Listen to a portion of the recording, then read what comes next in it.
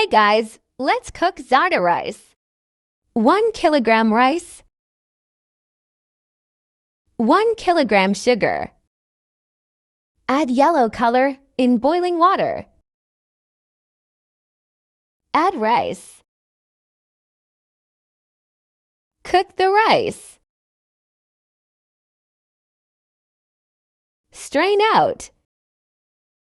Half cup oil, ghee, add dry nuts in it. When nut roosted, add sugar.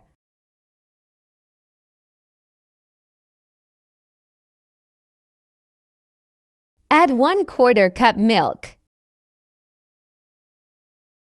Cook until get thick. Add rice in it. Mix well. Cook until water dries. Water dries. Low flame. Place aluminum foil for dam.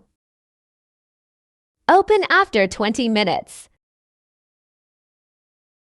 Mashallah, delicious Zarda rice ready. Like, share and comment on my video. Thanks for watching.